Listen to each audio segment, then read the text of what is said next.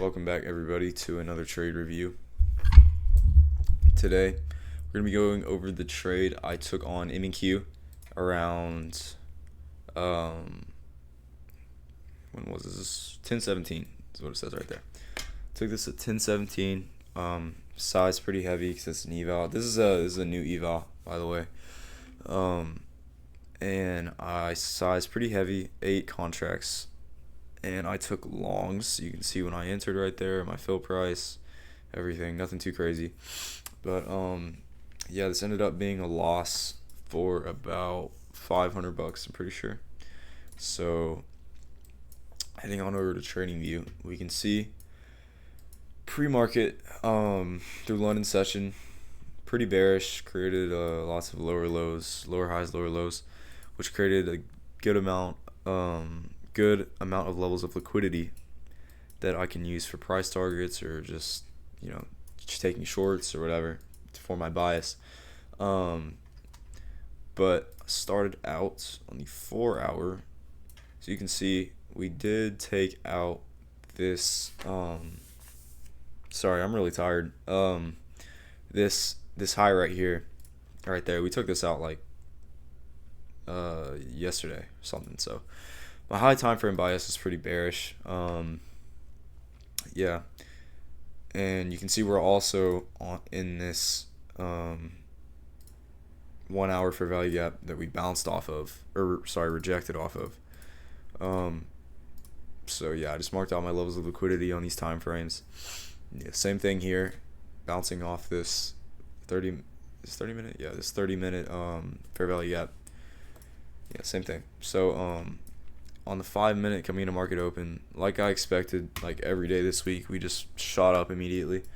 But before doing that, before market open, we actually ended up taking out this level of liquidity, which led my bias to, I guess, be pretty bullish. And because of this like really strong bullish order flow,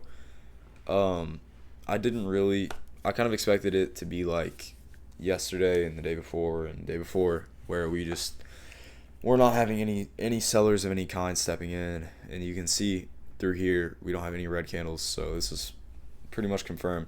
So I kind of just wanted to continue taking the continuation into the upside, even though we've already taken out liquidity. But yeah, so I ended up actually taking longs. Let me see. Off of this right here. So we see this fair value gap, or this candle, and it's 76 points. So it's almost double what I like fair value gaps to be. So we can see, even though we did, yes, technically take out liquidity here, the bullish flow, or the way buyers were stepping in, is just, it was kind of a lot, and I didn't think sellers could just step in like that, So what I waited for was, oh my gosh, bro, I'm tripping, sorry. So what I waited for was a tap into this fair value gap like we got right here, then a bounce about there. I did end up accidentally entering way too early. I should not have entered off that. Damn, I just figured that out. Yeah, this trade was pretty bad, I can't lie. I kind of went against my bias, and I didn't really wait 30 points for like a balance or anything. So not the best trade on my end, I got to admit. But I definitely should have taken shorts. I was taking my bias. My personal bias is actually bearish, but I have a mentor, and his bias was bullish because like I just said, the past couple days buyers have just stepped in immediately off market open, and we haven't had any selling pressure, but today just wasn't the case.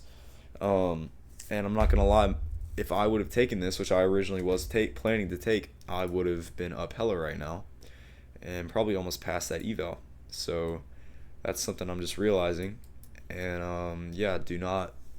The lesson I'm learning from this is do not let even though he is my mentor, people make mistakes. Yeah, so I kind of was just not really blindly following him today, but I was throwing my ideas out in favor of his, which I feel like is not a really good thing to do. So yeah, do not do that, because as you can see, my original plan was to take shorts off of this because we had liquidity, right, this internal liquidity from London, this London high internal. We swept it. We're holding below, forming a market structure shift because we're just breaking these lows, or this low right here, sorry. And then my plan was 30-point stop loss, probably just something down into here. Risk about 8 contracts. This is mini, so it's not gonna be what I want. But yeah, basically,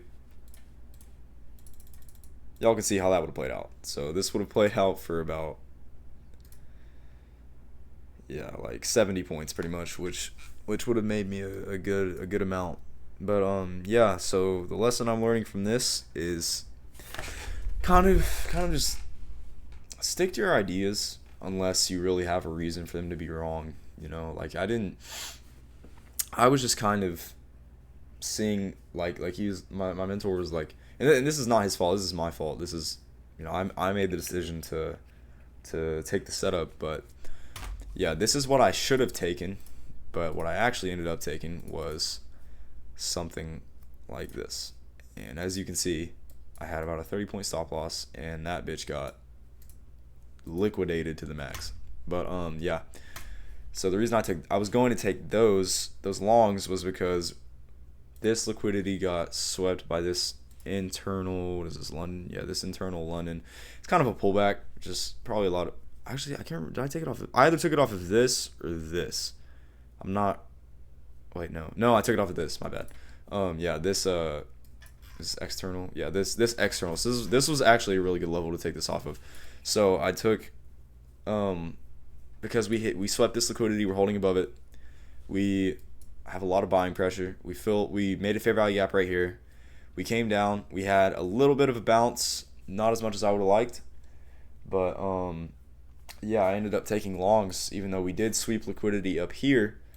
So yeah, I mean, the setup wasn't bad, but it was me. I could have done better. I should have just stuck to my bias. But yeah, this setup was not bad. It was my fault. But yeah, those are the lessons I learned today. And just a little quick recap. Like I said, should have taken shorts because came up, swept this internal, holding below it, formed a market structure shift because we're holding below these levels and creating new lows. Sorry, I'm really tired again. Been up for forever. But yeah, and then I should have taken shorts off this inverse when we have good selling pressure, which we did.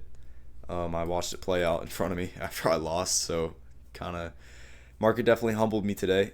But yeah, and then I would have just targeted this level right here, this level, so on. But yeah, I think I've lost 3. I went 1-3 this week, so I haven't done that in a while. So it's definitely definitely not my favorite to lose, but I'm gonna honestly, like Wednesday when I lost, I was going through it. I really did not want to lose. I stuck to my rules. I didn't overtrade or do any bullshit. So I'm not, like, I'm proud of myself about how I handled my emotions, but damn, after I took that loss, it wasn't even a lot. It was like $300, but I just really didn't want to lose for some reason.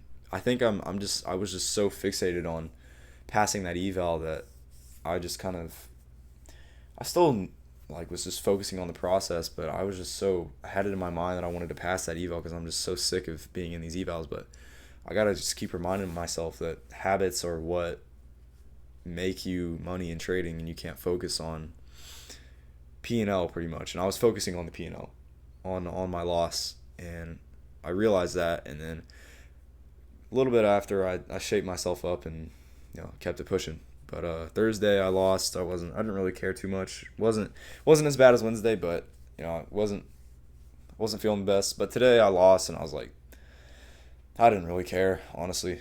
It's just market hasn't been respecting my setups lately. Even though technically I went against my bias, but the setup was there. But yeah, I just really thought these longs would play out because, like I said, we've been just super bullish these past couple days of market open, and we just have not been respecting these specifically internal levels as much as external. And by internal, I mean any level of liquidity that's inside the range of, like, okay, so you see right here this little line. This is the indicator I have, and it just marks out the session highs and lows. So this right here, 3 a.m., this is the London high. So anything inside of London session, any liquidity created from right here to right, was it 8 a.m.? It's like right here. Yeah, it's like right here is internal liquidity. So anything inside here. So this would be the external London low, and this is the external London high, and then all of these are internal London highs, including this. These are internal London lows, or this one. No, this is external. Sorry. But yeah, so that is the trade recap. I fucking talked a lot during this one. Just kind of, it's good for me to just get my mind out there. But yeah, I'm sorry for the no enthusiasm today. I'm hella tired. I've been up for a while, and I fucking got to get up in like 5 hours today. But yeah, today was not a locked in day, to say the least. Didn't really get much done today besides now. It's like I'm recording this at midnight. Ate something I shouldn't have. Honestly, I didn't go to the gym today. So, but I mean, shit, slip ups happen. I'm not perfect. The only one's perfect is God. So, just gotta, you live and you learn. All right. Well, I am going to fucking go to sleep, and thank you guys for watching. Leave any suggestions you guys have down in the comments, tips, anything, video ideas, anything you guys might want to see. I'm gonna keep doing these trade recaps, but I don't wanna just do these. I'm gonna probably upload some shit with my face on it, like motivational videos, just like updates about how things are going. So thank you guys for watching. Peace.